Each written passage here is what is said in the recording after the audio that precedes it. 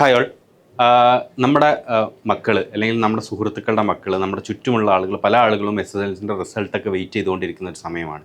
S S L സിയുടെ result മാത്രമല്ല, S S L C കഴിഞ്ഞ് കഴിഞ്ഞാൽ ഇനി എന്തിനു പോകും, ഏത് സ്ട്രീമിലോട്ട് പോകും, സയൻസിലോട്ട് പോകണോ, കൊമേഴ്സിലോട്ട് പോകണോ, ഹ്യൂമാനിറ്റീസിലോട്ട് പോകണോ, സയൻസിൽ തന്നെ നീറ്റിൽ പോകണോ, ജെയ്ക്ക് പോകണോ, അല്ലെങ്കിൽ മറ്റേതെങ്കിലും കരിയർ ഓപ്പർച്യൂണിറ്റീസിലോട്ട്, ഏതാണ് നല്ല കരിയർ ഓപ്പർച്യൂണിറ്റീസ്, ഏത് സ്ട്രീമിൽ പോയാലാണ് നല്ല കരിയർ ഉണ്ടാവുക എന്നുള്ളത് തുടങ്ങിയ പല കാര്യങ്ങളും ചിന്തിക്കുന്ന ഒരു പോയിന്റ് ഓഫ് ടൈമാണ്. അതേപോലെ തന്നെ പ്ലസ് ടുവിൻ്റെ റിസൾട്ട് വരുമ്പോൾ ഏത് കരിയർ എടുക്കണം, ഏതൊക്കെ കരിയറാണ് എന്നുള്ളത്.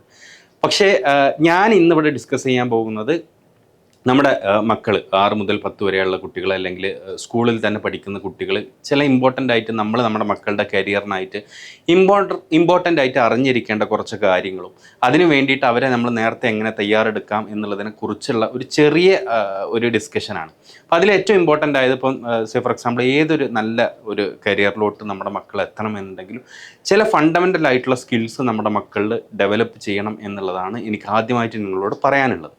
അപ്പോൾ അതിനെക്കുറിച്ചാണ് ഇന്നത്തെ ഈ ഡിസ്കഷൻ. എന്തൊക്കെ കരിയർ ഓപ്പർച്യൂണിറ്റീസ് ആണ് നമ്മുടെ മക്കൾക്ക് ഉള്ളത്, മുൻപിലുള്ളത്, അതിന് നമ്മൾ എങ്ങനെയാണ് പ്രിപ്പയർ ചെയ്യേണ്ടത്, അതിന് ഏതൊക്കെ സബ്ജക്ട്സിൽ ആണ് നമുക്ക് നോളജ് വേണ്ടത് എന്ന് തുടങ്ങിയിട്ടുള്ള കാര്യങ്ങളാണ് ഇന്നത്തെ ഈ ഒരു ഡിസ്കഷനിൽ ഇവിടെ സംസാരിക്കാൻ വേണ്ടി പോകുന്നത്.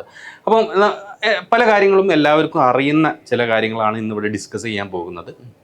അപ്പം 10 കഴിഞ്ഞിട്ട് എന്തൊക്കെ കരിയർ ഓപ്പർച്യൂണിറ്റി, ഏതൊക്കെ സ്ട്രീംസാണ് നമ്മുടെ മക്കളുടെ മുന്നിലുള്ളത്. ഇപ്പോൾ സയൻസ് ഉണ്ട്. സയൻസിൽ ഫിസിക്സ്, കെമിസ്ട്രി, മാത്സ്, അല്ലെങ്കിൽ ഫിസിക്സ്, കെമിസ്ട്രി, ബയോളജി ഉള്ള 2 സ്ട്രീമുകളാണ് ഉള്ളത്. അപ്പോൾ അതിൽ പോയി കഴിഞ്ഞാൽ എൻജിനീയറിങ്, അല്ലെങ്കിൽ മെഡിസിൻ, അല്ലെങ്കിൽ പ്യുവർ സയൻസിലോട്ടൊക്കെ കുട്ടികൾക്ക് എന്ത് ചെയ്യാൻ പറ്റും, ആ ഒരു കരിയറിലോട്ട് മൂവ് ചെയ്യാൻ വേണ്ടിയിട്ടാണ് സയൻസ് സ്ട്രീം എടുക്കുന്നവർ മിക്കവാറും സയൻസ് സ്ട്രീം എടുക്കാനുള്ള ഒരു റീസൺ.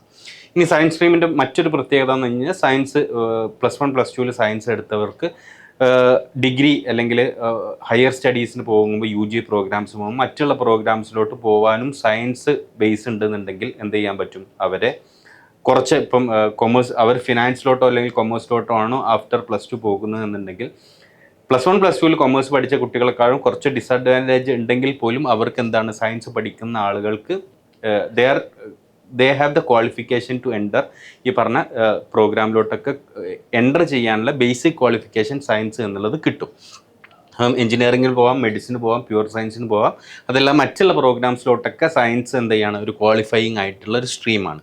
ഇനി ബിസിനസ്, ഫൈനാൻസ് തുടങ്ങിയിട്ടുള്ള ബിസിനസ് അഡ്മിനിസ്ട്രേഷൻ, ഫൈനാൻസ്, കൊമേഴ്സ് തുടങ്ങിയ ആ മേഖലയിലോട്ട് പോകാൻ താല്പര്യമുള്ള, അക്കൗണ്ടിങ്, അങ്ങനത്തെ മേഖലയിലോട്ട് പോകാൻ താല്പര്യമുള്ള ആളുകൾ ചൂസ് ചെയ്യേണ്ട സ്ട്രീമാണ് കൊമേഴ്സ് എന്ന് പറയുന്നത്.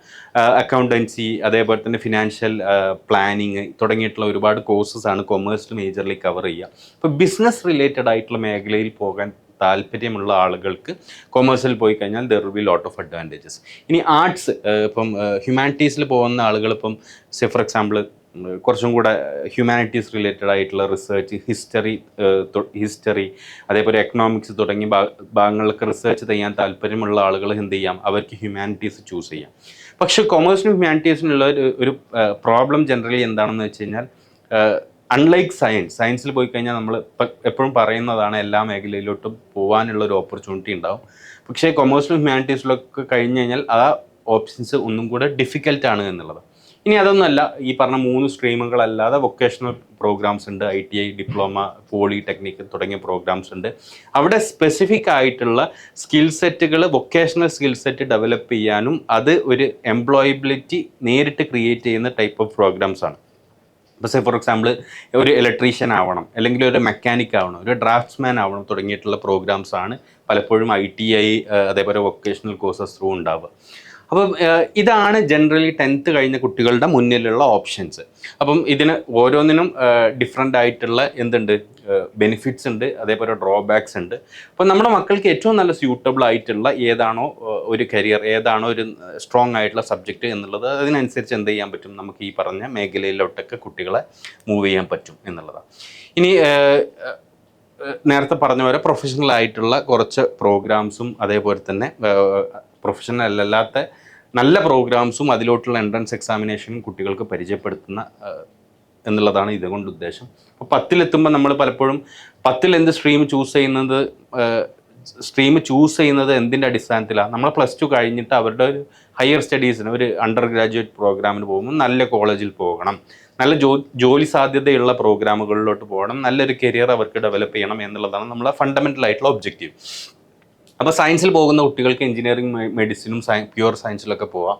അപ്പോൾ എഞ്ചിനീയറിംഗിന് പോകുകയാണെന്നുണ്ടെങ്കിൽ JEE mains, JEE advanced, KEAM തുടങ്ങിയിട്ടുള്ള എൻട്രൻസ് എക്സാമിനേഷൻ വഴിയാണ് നല്ല കോളേജസിലോട്ടൊക്കെ അഡ്മിഷൻസ് ഉണ്ടാവും. മെഡിക്കൽ ആണെന്നുണ്ടെങ്കിൽ നീറ്റ് എന്ന് പറയുന്ന ഒരു സെൻട്രലൈസ്ഡ് ആയിട്ടുള്ള എൻട്രൻസ് എക്സാമിനേഷനാണ് ഉള്ളത്.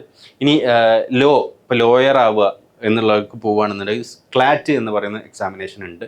ഏറ്റവും ടോപ്പായിട്ടുള്ള ഇൻസ്റ്റിറ്റ്യൂട്ടുകളിലോട്ട് പോകാനുള്ള എൻട്രൻസ് എക്സാമിനേഷനാണ് ക്ലാറ്റ് എന്ന് പറയുന്ന എക്സാമിനേഷൻ. ഇപ്പോൾ നാഷണൽ ലോ യൂണിവേഴ്സിറ്റി, NLU എന്ന് പറയുന്ന യൂണിവേഴ്സിറ്റി പോലുള്ള ഏറ്റവും ടോപ്പായിട്ടുള്ള സുപ്രീം കോടതി ലോയേഴ്സൊക്കെ പഠിച്ചിറങ്ങിയിട്ടുള്ള ലോ യൂണിവേഴ്സിറ്റീസിലോട്ട് പോകാനുള്ള എൻട്രൻസ് എക്സാമിനേഷനാണ് ക്ലാറ്റ് എന്ന് പറയുന്ന എക്സാമിനേഷൻ. ഇനി പ്യുവർ സയൻസ് അല്ലെങ്കിൽ പ്യുവർ ആയിട്ടുള്ള റിസർച്ച് ഓറിയൻറ്റഡ് ആയിട്ടുള്ള പ്രോഗ്രാംസ്, BSc പ്രോഗ്രാംസ് ഉണ്ടാവാം, BA പ്രോഗ്രാംസ് ഉണ്ടാവും. അതിൽ ഹിസ്റ്ററി, ലിറ്ററേച്ചർ, എക്കണോമിക്സ് തുടങ്ങിയിട്ടുള്ള എല്ലാ ഇതിലോട്ടും സെൻട്രൽ യൂണിവേഴ്സിറ്റിയിലോട്ടുള്ള എൻട്രൻസ് എക്സാമിനേഷനാണ് CUET അഥവാ central university entrance examination test എന്ന് പറയുന്ന CUET UG എന്ന് പറയുന്ന എക്സാമിനേഷൻ. അത് ത്രൂ ആണ് ഏറ്റവും ടോപ്പായിട്ടുള്ള ഇൻസ്റ്റിറ്റ്യൂട്ട് ആയിട്ടുള്ള ഡൽഹി യൂണിവേഴ്സിറ്റിയിലെ കോളേജസിലോട്ടും അതേപോലെ മറ്റ് സെൻട്രൽ യൂണിവേഴ്സിറ്റി കോളേജസിലോട്ടൊക്കെ അഡ്മിഷൻ CUETൻ്റെ അടിസ്ഥാനത്തിലാണ്. ഇനി ഡിസൈന്, അതേപോലെ ക്രിയേറ്റീവ് ആയിട്ടുള്ള ആളുകൾ ഡിസൈൻ തുടങ്ങിയിട്ടുള്ള പ്രോഗ്രാമിലോട്ടാണ് പോകേണ്ടത് എന്നുണ്ടെങ്കിൽ NIFT അതേപോലെ NID എന്ന് പറയുന്ന എൻട്രൻസ് എക്സാമിനേഷനാണുള്ളത്. ഇപ്പോൾ നാഷണൽ ഇൻസ്റ്റിറ്റ്യൂട്ട് ഓഫ് ഡിസൈനിലോട്ടുള്ളതാണ് NID എന്ന് പറയുന്ന അവിടെ എൻട്രൻസ് എക്സാമിനേഷൻ. NIFTയിലോട്ട് വേറെയും എൻട്രൻസ് എക്സാമിനേഷൻ ഉണ്ട്. ഇതേപോലെ തന്നെ എന്തുണ്ട്, USEED എന്ന് പറയുന്ന IITകളിൽ ചില ഡിസൈൻ പ്രോഗ്രാംസ് ഉണ്ട്, അതിലോട്ടുള്ള എൻട്രൻസ് എക്സാമിനേഷനാണ് USEED എന്ന് പറയുന്ന എക്സാമിനേഷൻ. ഈ ഡിഫൻസ് മേഖലയിലോട്ട്, എഞ്ചിനീയറിംഗ് അല്ലെങ്കിൽ ഡിഫൻസ് മേഖലയിലോട്ട് പോകാനുള്ളവർക്കാണെന്നുണ്ടെങ്കിൽ നാഷണൽ ഡിഫൻസ് അക്കാദമിയുടെ NDA നടത്തുന്ന എൻട്രൻസ് എക്സാമിനേഷൻ ഉണ്ട്. അപ്പോൾ ഇതൊക്കെയാണ് കുറേ എൻട്രൻസ് എക്സാമിനേഷൻ. കുറച്ച് എൻട്രൻസ് എക്സാമിനേഷൻ നിങ്ങൾ എന്തിനാണ് ഈ എൻട്രൻസ് എക്സാമിനേഷൻ പരിചയപ്പെടുത്തുന്നത് വെച്ച് കഴിഞ്ഞാൽ, ഒരുപാട് ടോപ്പ് കോളേജസ് ഉണ്ട്. ഇപ്പോൾ എഞ്ചിനീയറിംഗിലാവട്ടെ, മെഡിസിൻ ആവട്ടെ, ലോ ആവട്ടെ, ഡിസൈൻ ആവട്ടെ തുടങ്ങിയിട്ടുള്ള എല്ലാ മേഖലയിലും ഒരുപാട് നല്ല കോളേജസ് ഉണ്ട്. നമ്മുടെ മക്കൾ ഏറ്റവും നല്ലൊരു കരിയറിലോട്ട് എത്തിപ്പെടണം എന്നുണ്ടെങ്കിൽ അവർക്ക് ഏറ്റവും സുരക്ഷിതമായിട്ടുള്ള പാത്ത് എന്ന് പറഞ്ഞു കഴിഞ്ഞാൽ ഈ പറയുന്ന ഏറ്റവും ടോപ്പ് കോളേജിൽ പോവുക എന്നുള്ള, പ്രീമിയർ ആയിട്ടുള്ള കോളേജിൽ പോവുക എന്നുള്ളത് തന്നെയാണ് അവർക്ക് ഏറ്റവും സേഫസ്റ്റ് ആയിട്ടുള്ള റൂട്ട്. ഇപ്പോൾ IIT പോകുന്ന IITകളിലൊക്കെ ഒരുപാട് നല്ല പ്ലേസ്മെൻറ്റ്സ് ഉണ്ടാവാനുള്ള റീസൺ എന്ന് പറഞ്ഞാൽ നല്ല മക്കളാണ് അവിടെയൊക്കെ പഠിക്കുന്നത്. അതേപോലെ എയിംസിലൊക്കെ നല്ല ഫാക്കൽറ്റീസാണ്, നല്ല ഫെസിലിറ്റീസാണ്, നല്ല പേഷ്യൻസാണ്. അതായത് ഒരുപാട് ഡിഫറെൻറ്റ് കൈൻഡ് ഓഫ് പേഷ്യൻസും ഡിഫറെൻറ്റ് കൈൻഡ് ഓഫ് ലോഡ്സും വരുന്നത് കൊണ്ടാണ് എയിംസ് പോലുള്ള മെഡിക്കൽ കോളേജ്, ജിപ്മർ പോലുള്ള മെഡിക്കൽ കോളേജൊക്കെ ഇന്ത്യയിലെ തന്നെ ടോപ്പായിട്ടുള്ള മെഡിക്കൽ കോളേജ് ആവാൻ ഉള്ള കാരണം. അപ്പോൾ ഏറ്റവും നല്ല ഫെസിലിറ്റീസും ഏറ്റവും നല്ല പഠന രീതികളും അതേപോലെ ഫെസിലിറ്റീസും എല്ലാം അവൈലബിൾ ആകുന്നത് ഏറ്റവും ടോപ്പായിട്ടുള്ള കോളേജിലാണ്. അവിടെയാണ് ഏറ്റവും നല്ല കുട്ടികളും വരുന്നത്, നല്ല പിയർ ഗ്രൂപ്പും വരുന്നത്. അപ്പം നമ്മുടെ മക്കൾക്ക് ഏറ്റവും സുരക്ഷിതമായിട്ടുള്ള ഒരു പാത്ത് എന്ന് പറഞ്ഞു കഴിഞ്ഞാൽ നമ്മുടെ മക്കൾ ഏതൊരു കരിയറിലോട്ട് പോവുകയാണെന്നുണ്ടെങ്കിൽ അവർ ഏറ്റവും ടോപ്പായിട്ടുള്ള കോളേജിൽ പോവുക എന്നുള്ളതാണ് അതിൽ ഫസ്റ്റ് ആയിട്ടുള്ള ഏറ്റവും സെക്യൂർ ആയിട്ടുള്ള ഒരു പാത്ത് എന്നുള്ളത്. അപ്പം ഞാനിവിടെ നിങ്ങളുടെ മുന്നിൽ ഓരോ മേഖലയിലും അതിലെ ടോപ്പ് കോളേജസും ആ ടോപ്പ് കോളേജസിൽ എന്തെല്ലാം കാര്യങ്ങളാണ് ചെയ്യുന്നത്, അവർക്ക് കിട്ടുന്ന അഡ്വാൻറ്റേജ് എന്തെല്ലാമാണ്, നമ്മുടെ കുട്ടികളെ എങ്ങനെയാണ് ഇതിന് പ്രിപ്പയർ ചെയ്യിക്കേണ്ടത് എന്നുള്ളതും കൂടെയാണ് ഞാൻ ഇപ്പോൾ പറയാൻ പോകുന്നത്. അപ്പം എഞ്ചിനീയറിങ്ങിന് പോകാൻ താല്പര്യമുള്ളവർക്ക് നമുക്ക് എല്ലാവർക്കും പറയാം, എഞ്ചിനീയറിങ്ങിൻ്റെ ടോപ്പ് കോളേജ് എന്ന് പറഞ്ഞാൽ IITകളും NITകളും ഒക്കെയാണ്. IIT, NIT, IIIT തുടങ്ങിയിട്ടുള്ള കോളേജുകൾ. ഇപ്പം പ്രൈവറ്റ് ആയിട്ടുള്ള കോളേജിലാണെന്നുണ്ടെങ്കിൽ പിലാനി ക്യാമ്പസിലൊക്കെ ഏറ്റവും നല്ല കുട്ടികളാണ് അവിടെ വരുന്നതും ഏറ്റവും നല്ല പ്ലേസ്മെൻറ്റ്സ് ആണ് അവിടെ ഉള്ളതും. അപ്പം ഇതൊക്കെയാണ് top colleges, IITs, NITs, BITS പോലുള്ള കോളേജ്. ഇതൊക്കെ ഏറ്റവും ടോപ്പായിട്ടുള്ള കോളേജാണ്. അവിടെ നല്ല JEE പോലത്തെ എക്സാമിനേഷനിൽ നല്ല ടോപ്പ് സ്കോറേഴ്സ് ആയിട്ടുള്ള കുട്ടികൾക്കാണ് ഇവിടേക്ക് അഡ്മിഷൻ കിട്ടുക. ഇവിടെയൊക്കെ നല്ല പ്ലേസ്മെൻറ്റ്സ് ആണ്, ഏറ്റവും നല്ല പിയർ ഗ്രൂപ്പാണ്, കുട്ടികൾക്ക് റിസർച്ചിന് പോകാനുള്ള ഫെസിലിറ്റീസ് തുടങ്ങിയിട്ടുള്ള എല്ലാ കാര്യങ്ങളും ഏറ്റവും ടോപ്പ് നോച്ചാണ് ഈ പറയുന്ന എഞ്ചിനീയറിംഗ് കോളേജസിലൊക്കെ. ഇനി മെഡിസിൻ ആണെന്നുണ്ടെങ്കിൽ എയിംസ് പോലെ, ജിപ്മർ പോലുള്ള കോളേജസാണ്. ഇതൊക്കെ നീറ്റിൻ്റെ അടിസ്ഥാനത്തിലാണ് അവിടേക്ക് എൻട്രൻസ് കിട്ടുന്നത്.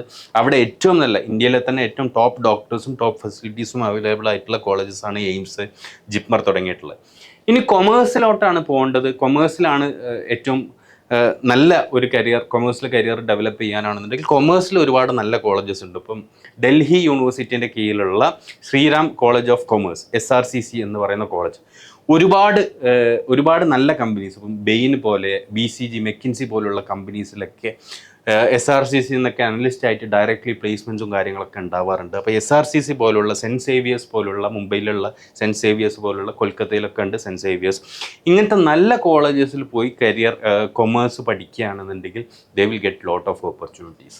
അപ്പം നമ്മുടെ മക്കൾ കൊമേഴ്സിനാണ് പോകുന്നത് എന്നുണ്ടെങ്കിൽ, കൊമേഴ്സിൽ ഒരു ഹയർ സ്റ്റഡീസിന് പോകുന്ന മക്കൾ നിർബന്ധമായിട്ടും എന്ത് ചെയ്യുക, അവരുടെ ഫോക്കസ് എന്ന് പറഞ്ഞാൽ ഇങ്ങനത്തെ നല്ല കോളേജിൽ എത്തുക എന്നുള്ളതാണ്.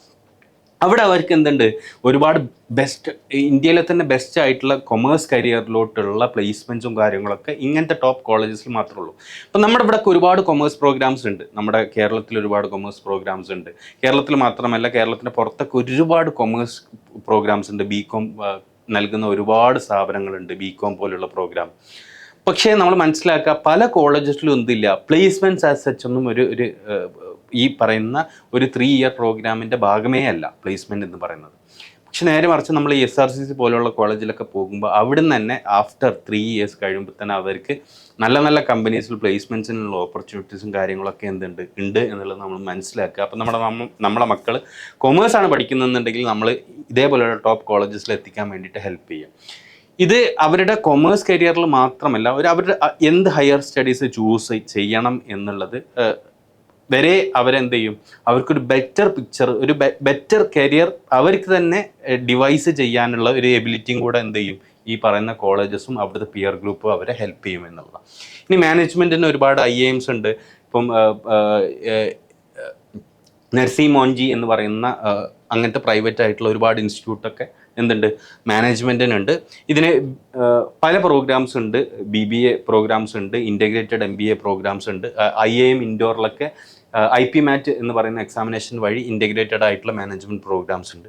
ഇനി ഹ്യൂമാനിറ്റീസും ആർട്സൊക്കെ പോവുകയാണെന്നുണ്ടെങ്കിൽ ഡൽഹി യൂണിവേഴ്സിറ്റീൻ്റെ കീഴിൽ തന്നെ ഒരുപാട് നല്ല കോളേജസ് ഉണ്ട്. ഇപ്പോൾ മിറാണ്ട ഹൗസ് പോലുള്ള LSR ലേഡി ശ്രീറാം കോളേജ് പോലുള്ള കോളേജസൊക്കെ നല്ല ടോപ്പ് ആയിട്ടുള്ള കോളേജാണ്. സോഷ്യൽ സയൻസിന് വേണ്ടിയിട്ട് ഒരുപാട് സിവിൽ സർവൻസിനെയും അതേപോലെ ഒരുപാട് നല്ല അക്കാദമിഷ്യൻസിനും ഒരുപാട് പൊളിറ്റീഷ്യനൊക്കെ ക്രിയേറ്റ് ചെയ്തിട്ടുള്ള നല്ല കോളേജസാണ് ഞാൻ ഈ പറഞ്ഞ മിറാണ്ട ഹൗസ് പോലെ, LSR കോളേജ് പോലുള്ള കോളേജ്. ഇനി ലോ ആണെന്നുണ്ടെങ്കിൽ ഈ പറയുന്ന നാഷണൽ ലോ യൂണിവേഴ്സിറ്റി ആയിട്ടുള്ള ബാംഗ്ലൂർ, അതേപോലെ ഹൈദരാബാദിലൊക്കെ എന്തുണ്ട്, ഒരുപാട് നാഷണൽ ലോ യൂണിവേഴ്സിറ്റീസ് ഉണ്ട്. അവിടെയൊക്കെ പോയി പഠിച്ചു കഴിഞ്ഞാൽ നല്ല ലോയേഴ്സായിട്ട് സുപ്രീം കോടതിയിലൊക്കെ ഇപ്പോൾ പ്രാക്ടീസ് ചെയ്യുന്ന ഒരുപാട് ലോയേഴ്സൊക്കെ ഇതേപോലെയുള്ള നാഷണൽ ലോ യൂണിവേഴ്സിറ്റീസിൽ നിന്നൊക്കെ പഠിച്ചിറങ്ങിയ ആളുകളാണ്. ഡിസൈൻ ആണെങ്കിൽ NIFT ഉണ്ട്, NID അഹമ്മദാബാദ് ഉണ്ട്, IITകളിൽ ഡിസൈൻ പ്രോഗ്രാംസ് ഉണ്ട്. അപ്പോൾ ഇതൊക്കെയാണ് നമ്മുടെ മക്കളുടെ മുന്നിലുള്ള കുറച്ച് ഏറ്റവും നല്ല ടോപ്പായിട്ടുള്ള പ്രോഗ്രാംസും അതിലുള്ള ടോപ്പായിട്ടുള്ള ഇൻസ്റ്റിറ്റ്യൂട്ടും. എന്തിനാണ് ഞാൻ നിങ്ങൾക്ക് ഇത്രയും ഇൻസ്റ്റിറ്റ്യൂട്ടും ഇത്രയും എൻട്രൻസ് എക്സാമിനേഷൻ ഇത്രയും പ്രോഗ്രാമൊക്കെ നിങ്ങൾക്ക് പറഞ്ഞു തരുന്നതെന്ന് വെച്ച് കഴിഞ്ഞാൽ, ഇതിലൊക്കെ നമ്മൾ നേരത്തെ തന്നെ പറഞ്ഞു, ഈ പറയുന്ന എക്സാമിനേഷനൊക്കെ ഒരുപാട് സബ്ജക്റ്റ് നോളജ് കുട്ടികൾക്കൊക്കെ വേണം. അപ്പം എഞ്ചിനീയറിംഗിനാണെങ്കിൽ ഫിസിക്സ് കെമിസ്ട്രി മാത്സ് വേണം. ഇപ്പം മെഡിക്കൽ ആണെന്നുണ്ടെങ്കിൽ ഫിസിക്സ് കെമിസ്ട്രി ബയോളജി വേണം. ലോ ബിസിനസ് ഒക്കെ ആണെന്നുണ്ടെങ്കിൽ ഇംഗ്ലീഷ്, റീസണിങ്, ജനറൽ നോളജ് വേണം. ഡിസൈൻ ആണെന്നുണ്ടെങ്കിൽ ക്രിയേറ്റിവിറ്റി, ആറ്റിറ്റ്യൂഡൊക്കെ വേണം. പക്ഷേ ഇതിലൊക്കെ ഏറ്റവും കോമൺ ആയിട്ടുള്ള എല്ലാ എൻട്രൻസ് എക്സാമിനേഷനും ഏറ്റവും കോമൺ ആയിട്ടുള്ള ഒരു സബ്ജക്റ്റ്, ഒരു എലമെൻറ്റ് എന്തുണ്ട്, എല്ലാ എക്സാമിനേഷനും നിർബന്ധമായിട്ടും കുട്ടികൾക്ക് ആ ഒരു സബ്ജക്റ്റിൽ ഒരു നോളജ് എന്ന് പറഞ്ഞാൽ ബെയർ മിനിമമാണ്. ആ ഒരു സബ്ജക്റ്റ് ഏതാണെന്ന് വെച്ച് കഴിഞ്ഞാൽ എന്താണ്, മാത്തമാറ്റിക്കൽ എബിലിറ്റി എന്നുള്ളതാണ്. അതായത് ഏതൊരു കുട്ടിയാണെന്നുണ്ടെങ്കിലും ഈ പറയുന്ന എൻട്രൻസ് എക്സാമിനേഷനൊക്കെ നല്ല രൂപത്തിൽ ക്രാക്ക് ചെയ്യണം എന്നുണ്ടെങ്കിൽ അവർക്കൊരു 10ാം ക്ലാസ് വരെയുള്ള മാത്തമാറ്റിക്കൽ എബിലിറ്റി സ്കിൽസ് എന്ന് പറഞ്ഞാൽ ഈസ് വെരി ഇമ്പോർട്ടൻറ്റ്. ആ 10th വരെയുള്ള മാത്തമാറ്റിക്കൽ എബിലിറ്റീസ് സ്ട്രോങ് അല്ലാത്ത കുട്ടികൾക്ക് it's very difficult for them to crack. അവർക്ക് വളരെ ഡിഫിക്കൽട്ടാണ് ഇങ്ങനത്തെ ഞാൻ നേരത്തെ സൂചിപ്പിച്ച എൻട്രൻസ് എക്സാമിനേഷൻ എല്ലാം ക്രാക്ക് ചെയ്യുക എന്നുള്ളത്. അപ്പം എന്തുണ്ട്, ഈ പറയുന്ന രൂപത്തിൽ ഈ പറയുന്ന എല്ലാത്തിലും നിങ്ങൾ നോക്കിയാൽ എഞ്ചിനീയറിംഗിൽ മാത്സ് ഉണ്ട്. ഇപ്പം മെഡിസിൻ ആണെന്നുണ്ടെങ്കിൽ ഫിസിക്സിൽ ഒരുപാട് മാത്തമാറ്റിക്കൽ അപ്ലിക്കേഷൻസ് ഉണ്ട്. ഇനി ലോ ബിസിനസ്സിലൊക്കെ പോവുകയാണെന്നുണ്ടെങ്കിൽ അവിടെ റീസണിങ്, മാത്തമാറ്റിക്കൽ ആപ്റ്റിറ്റ്യൂഡ് ഉണ്ട്, റീസണിങ് ഉണ്ട്, ലോജിക്കൽ റീസണിങ് ഉണ്ട്, ന്യൂമറിക്കൽ എബിലിറ്റി ഉണ്ട്. അപ്പോൾ ബേസിക് മാത്തമാറ്റിക്സ് വളരെ സ്ട്രോങ് ആയിട്ടുള്ള, അപ്പം നമ്മൾ പറയും എന്തിനാണ് ഇപ്പോൾ ലോയർ ആണെന്നുണ്ടെങ്കിൽ എന്തിനാണ് നമ്മുടെ കുട്ടി 10 വരെ മാത്സ് ഇത്ര സ്ട്രോങ് ആയിട്ട് പഠിക്കുന്നത്. ഇപ്പം ഞാൻ നേരത്തെ പറഞ്ഞു നാഷണൽ CLAT എന്ന് പറയുന്ന നാഷണൽ യൂണിവേഴ്സിറ്റീസിലോട്ടൊക്കെ ലോയർ ആൻഡ് LLB പ്രോഗ്രാമിലോട്ടുള്ള അഡ്മിഷന് CLAT എന്ന് പറയുന്ന എക്സാമിനേഷനിൽ 10th വരെയുള്ള മാത്തമാറ്റിക്കൽ സിലബസ് അതിലെന്താണ് ആ എക്സാമിനേഷൻ എൻട്രൻസ് എക്സാമിനേഷൻ ഇൻക്ലൂഡഡ് ആണ്. ഇനി ഡിസൈനിലാണെന്നുണ്ടെങ്കിൽ പോലും അവിടെ എന്തുണ്ട്, ക്രിയേറ്റിവിറ്റിക്ക് ഒരു പെർസെൻറ്റേജ് ഓഫ് ഇതുണ്ടെന്നുണ്ടെങ്കിൽ പോലും അതിനെ പോലെ തന്നെ ഇമ്പോർട്ടൻ്റ് ആണ് അവിടെ ലോജിക്കൽ റീസണിങ്ങും മാത്തമാറ്റിക്കൽ ആപ്റ്റിറ്റ്യൂഡും എന്ന് പറയുന്നത്. അപ്പോൾ ഏതൊരു പ്രോഗ്രാമിലും കുട്ടികളുടെ ഒരു ബേസിക് ആയിട്ടുള്ള റീസണിങ് സ്കിൽസും അതേപോലെ തന്നെ അവരുടെ അനലിറ്റിക്കൽ ആപ്റ്റിറ്റ്യൂഡും അവരുടെ ഓവറോൾ തിങ്കിങ്ങിനെ വളരെ ഇമ്പോർട്ടൻ്റ് ആയിട്ടുള്ള ഒരു ആസ്പെക്റ്റാണ്. അപ്പം നമ്മുടെ മക്കളെ 10ാം ക്ലാസ് വരെയുള്ള മക്കളിൽ അവരുടെ മാത്തമാറ്റിക്കൽ എബിലിറ്റീസ് സ്ട്രോങ് ആക്കുക എന്നുള്ളത് ഏറ്റവും ഫണ്ടമെൻ്റൽ ആയിട്ടുള്ള ഒരു സ്കില്ലാണ്. അതിന് വേണ്ടിയിട്ട് എന്ത് ചെയ്യണം, നമ്മൾ ഇമ്പോർട്ടൻസ് കൊടുക്കണം. അപ്പോൾ നമ്മൾ ഡാറ്റയുടെ കാലത്താണ്, AI-ൻ്റെ കാലത്താണ് നമ്മൾ മനസ്സിലാക്കുക ഏതൊരു പ്രോഗ്രാമിലും ഏതൊരു ജോലിയിലും ഒരുപാട് ഡേറ്റ ഇൻറ്റൻസീവ് ആയിട്ടുള്ള റോളുകളായിട്ട് മാറിക്കൊണ്ടിരിക്കുക. അപ്പം ഒരു basic level mathematical ability aptitude ഇല്ലാത്ത കുട്ടികൾക്ക് their career would be also very difficult. നമ്മുടെ മക്കൾക്ക് ഏറ്റവും കോറായിട്ട് മാത്തമാറ്റിക്കൽ സ്കിൽസ് ഇമ്പ്രൂവ് ചെയ്യുക എന്നുള്ളത് എന്ത് ചെയ്യുക, ഹെൽപ്പ് ചെയ്യുക. മാത്തമാറ്റിക്സ് എന്ത് ചെയ്യും, അവരുടെ പ്രോബ്ലം സോൾവിങ്ങിന് ഹെൽപ്പ് ചെയ്യും, അവരുടെ ലോജിക്കൽ റീസണിങ്ങിന് ഹെൽപ്പ് ചെയ്യും, അവരുടെ ഈ പറഞ്ഞ ഒരു ബേസിക് ആയിട്ടുള്ള ഫിനാൻഷ്യൽ ആസ്പെക്ട്സിലും ഫിനാൻഷ്യൽ ലിറ്ററസി ഒക്കെ ഡെവലപ്പ് ചെയ്യാൻ വേണ്ടിയിട്ട് എന്ത് ചെയ്യും, ഈ മാത്തമാറ്റിക്കൽ എബിലിറ്റി ഹെൽപ്പ് ചെയ്യും. അത് മാത്രമല്ല 10ാം ക്ലാസ് വരെയുള്ള കുട്ടികളുടെ ഒരു ഓവറോൾ ആയിട്ടുള്ള ഒരു ഡെവലപ്മെൻറ്റിന്, അവരുടെ തിങ്കിങ് ഡെവലപ്മെൻറ്റ്, അവരുടെ reasoning development, mathematics is very important, very crucial. നമ്മുടെ മക്കൾക്ക് മാത്സ് സ്ട്രോങ് ആക്കുക എന്നുള്ളതാണ് ഏറ്റവും ഇമ്പോർട്ടൻറ്റ്. അപ്പം ഇത് ഞാൻ പറഞ്ഞ പോലെ അവരുടെ ഓരോ ലൈഫിലുള്ള ഓരോ കരിയർ ഓപ്പർച്യൂണിറ്റീസിനും ഓരോ എൻട്രൻസ് എക്സാമിനേഷനും മാത്സ് വളരെ ഇമ്പോർട്ടൻ്റ് ആണ്. അത് മാത്രമല്ല അവരുടെ തിങ്കിങ് എബിലിറ്റീസ് ഇമ്പ്രൂവ് ചെയ്യാനും മാത്സ് ഇമ്പോർട്ടൻ്റ് ആണ്. അപ്പം നമ്മുടെ മക്കൾക്ക് ഏറ്റവും നല്ല മാത്സ് ട്രെയിനിങ് കൊടുക്കുക എന്നുള്ളതാണ് നമ്മൾക്ക് ചെയ്യാൻ പറ്റുന്ന ഏറ്റവും നല്ല ഹെൽപ്പ് നമ്മുടെ മക്കൾക്ക് വേണ്ടിയിട്ട്, അവരുടെ കരിയറിന് വേണ്ടിയിട്ട് ചെയ്യാവുന്ന ഏറ്റവും ബേസിക് ആയതും ഏറ്റവും ഹെൽപ്ഫുൾ ആയിട്ടുള്ള ഒരു കാര്യം എന്ന് പറഞ്ഞാൽ അവരുടെ മാത്സ് ഇമ്പ്രൂവ് ചെയ്യുക എന്നുള്ളതാണ്. അപ്പോൾ നമ്മൾ എന്ത് ചെയ്യുക, നേരത്തെ തന്നെ അവർക്ക് വേണ്ടിയിട്ട് എന്ത് ചെയ്യുക, മാത്സിൽ അവരുടെ കരിയറിന് വേണ്ടിയിട്ട് മാത്സിനെ നമ്മൾ സ്ട്രോങ് ആയിട്ട് അവരെ പുഷ് ചെയ്യുക, അവരുടെ മാത്സ് ഇമ്പ്രൂവ് ചെയ്യാൻ വേണ്ടിയിട്ട് നമ്മൾ ഹെൽപ്പ് ചെയ്യുക എന്നുള്ളത്. XNY ലേണിംഗ് ഈ ഒരു കാര്യമാണ് ഏറ്റവും ഫോക്കസ്ഡ് ആയിട്ട് XNY ലേണിംഗ് ചെയ്യുന്നത്. നമ്മുടെ കുട്ടികൾക്ക് സയൻസും മാത്സും അവർക്ക് ഏറ്റവും ബേസിക് ആയിട്ടുള്ള അവരുടെ ലോജിക്കൽ റീസണിങ് ഡെവലപ്പ് ചെയ്യാൻ വേണ്ടിയിട്ട്, അവരുടെ തിങ്കിങ് എബിലിറ്റീസ് ഡെവലപ്പ് ചെയ്യാൻ വേണ്ടിയിട്ട് ഫോക്കസ് ചെയ്യേണ്ട മാത്സും സയൻസും ഇമ്പ്രൂവ് ചെയ്യുക എന്നുള്ളതാണ് XNYൻ്റെ കോർ വിഷൻ എന്ന് പറയുന്നത്. നമ്മുടെ മക്കൾക്ക് നല്ല ഒരു മാത്തമാറ്റിക്കൽ എബിലിറ്റി ഡെവലപ്പ് ചെയ്യുക. അതെന്ത് ചെയ്യും, അത് അവരുടെ കരിയറിൽ മുന്നോട്ട് പോകാൻ അവരെ ഓരോ രൂപത്തിലും ഹെൽപ്പ് ചെയ്യും. അതിലോട്ട് ഹെൽപ്പ് ചെയ്യുക എന്നുള്ളതാണ് XNY ലേണിങ്ങിൻ്റെ നമ്മുടെ വിഷൻ എന്ന് പറയുന്നത്. അപ്പോൾ XNY ലേണിംഗ് എന്ത് ചെയ്യുന്നുണ്ട്, ഒരുപാട് കുട്ടികൾക്ക് വേണ്ടിയിട്ട് ഒരു 6 മുതൽ 10 വരെയുള്ള കുട്ടികൾക്ക് വേണ്ടിയിട്ട് ഫൗണ്ടേഷൻ പ്രോഗ്രാം റൺ ചെയ്യുന്നുണ്ട്. ഫൗണ്ടേഷൻ പ്രോഗ്രാം എന്തിനാണ് റൺ ചെയ്യുന്നതെന്ന് വെച്ച് കഴിഞ്ഞാൽ, കുട്ടികളുടെ നേരത്തെ തന്നെ നല്ല കുട്ടികളെ കണ്ടെത്താനും ആ കുട്ടികൾക്ക് വേണ്ട രൂപത്തിലുള്ള ട്രെയിനിങ് കൊടുക്കാനും വേണ്ടിയിട്ടാണ് XNY ലേണിംഗ് എന്ത് ചെയ്യുന്നത്, നമ്മളുടെ ഈ പറയുന്ന foundation program XNY learning run ചെയ്യുന്നത്. അപ്പോൾ XNY ലേണിങ്ങിൻ്റെ ഫൗണ്ടേഷൻ പ്രോഗ്രാമിലോട്ടുള്ള അഡ്മിഷൻസ് ഇപ്പം റൺ ചെയ്തുകൊണ്ടിരിക്കുകയാണ്. അതേപോലെ XNYയിൽ നല്ല കുട്ടികളെ കണ്ടെത്തി അവർക്ക് നല്ല സ്കോളർഷിപ്പുകളും XNY ലേണിംഗ് പ്രൊവൈഡ് ചെയ്യുന്നുണ്ട്. അങ്ങനെ നല്ല കുട്ടികളെ കണ്ടെത്താനും നല്ല സ്കോളർഷിപ്പുകൾ കൊടുക്കാൻ വേണ്ടിയിട്ട് XNY ലേണിംഗ് നടത്തുന്ന ഒരു ടെസ്റ്റാണ് XCT എന്ന് പറയുന്ന XNY എലിജിബിലിറ്റി ടെസ്റ്റ് എന്ന് പറയുന്ന XCT 2026 എൻട്രൻസ് കം സ്കോളർഷിപ്പ് ടെസ്റ്റാണ്. ഇത് 5 മുതൽ 9 വരെയുള്ള കുട്ടികൾക്കുള്ള എക്സാമിനേഷനാണ്. അതിൽ ഒരുപാട് സ്കോളർഷിപ്പ് ഉണ്ട്. ഓരോ ക്ലാസ്സിലും അവർക്ക് ഏറ്റവും നല്ല പിയർ ഗ്രൂപ്പിൻ്റെ കൂടെ പഠിച്ച് കോമ്പീറ്റ് ചെയ്ത് ഏറ്റവും നല്ല മാത്സിലും സയൻസിലും ഏറ്റവും നല്ല മിടുക്കരായ മക്കളാക്കാൻ വേണ്ടിയിട്ടുള്ളൊരു പ്രോഗ്രാമാണ്. IITiansഉം NITiansഉം അതേപോലെ ടോപ്പ് കോളേജസിൽ നിന്ന് പഠിച്ചിറങ്ങിയ ആളുകളാണ് ഈ പറയുന്ന പ്രോഗ്രാംസ് ഡിസൈൻ ചെയ്തിട്ടുള്ളത്. നമ്മുടെ മക്കളെ ഏറ്റവും നല്ല കരിയറിലോട്ട് എത്തിക്കുക എന്നുള്ളതാണ് നമ്മളുടെ ഒബ്ജക്റ്റീവ് എന്നുള്ളത്. ഇപ്പം മെയ് 2 ഈ വരുന്ന മെയ് 2 സാറ്റർഡേക്കാണ് എക്സാമിനേഷൻ ഉള്ളത്. അപ്പോൾ അതിൻ്റെ രജിസ്ട്രേഷൻ ഓൾറെഡി തുടങ്ങിയിട്ടുണ്ട്. ഒരുപാട് പേര് ഓൾറെഡി രജിസ്റ്റർ ചെയ്തിട്ടുണ്ട്. നിങ്ങളും നിങ്ങളുടെ മക്കളുടെ ഒരു തുടക്കത്തിന് മാത്സിലോട്ടുള്ളതും സയൻസിലോട്ടുള്ള ഇമ്പ്രൂവ്മെൻറ്റും അവരുടെ ലൈഫ് ലോങ് ആയിട്ടുള്ള കരിയർ ഇമ്പ്രൂവ്മെൻറ്റും വേണ്ടിയിട്ടുള്ള ഒരു തുടക്കമായിട്ട് നിങ്ങളിത് കാണാൻ നിങ്ങളുടെ മക്കളെല്ലാവരും എന്ത് ചെയ്യുക, XCTക്ക് വേണ്ടി രജിസ്റ്റർ ചെയ്യുക. അതിൻ്റെ ഫസ്റ്റ് ലെവൽ മെയ് 2 ഓൺലൈനായിട്ട് ഉണ്ടാവും. അതിൻ്റെ സെക്കൻഡ് ലെവൽ മെയ് 6 ഉണ്ടാവും.